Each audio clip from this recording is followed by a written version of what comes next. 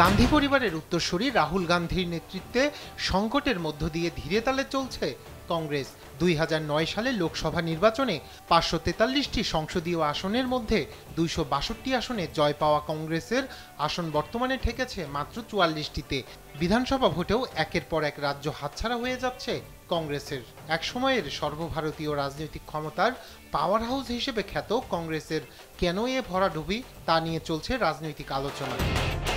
এর মধ্যেই অধীর মমতার ইস্যুতে নতুন করে বিপাকে কংগ্রেসের নেতারা বারবার পশ্চিমবঙ্গের মুখ্যমন্ত্রী মমতার সঙ্গে জোট গড়তে চাইলেও তাতে সায় দেয়নি অধীর।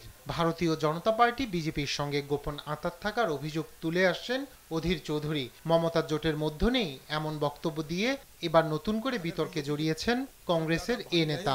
मुझे उनके ऊपर कोई भरोसा नहीं कि गठबंधन तोड़ने वाली ममता बनर्जी सबने देखा है।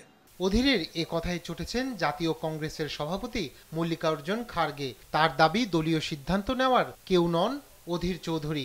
অনেকটা হুমকির সুরে খার্গে বলেন, হাইকমান্ডের কথা মানতে হবে অথবা দল ত্যাগ করতে হবে। नेचुरली वो गठबंधन के साथ है, ये स्पष्ट है। अब रही बात अधीर रंजन चौधरी की, अधीर रंजन चौधरी निर्णय लेने वाले नहीं। এর পাল্টা জবাবে অধীর চৌধুরী বলেছেন, আমিও কংগ্রেসের ওয়ার্কিং কমিটির সদস্য, অর্থাৎ আমিও হাইকমান্ডের লোক। ব্যক্তিগত বিদ্বেষ নেই। এদিকে বহরমপুরের জনসভায় রাহুল গান্ধীর অনুপস্থিতি আর খার্গের বক্তব্যে সংকট আরও বাড়তে পারে বলে মনে করছেন বিশ্লেষকরা। রায়হান কবির শুভ্র, নিউজ ডেস্ক, দেশ টিভি।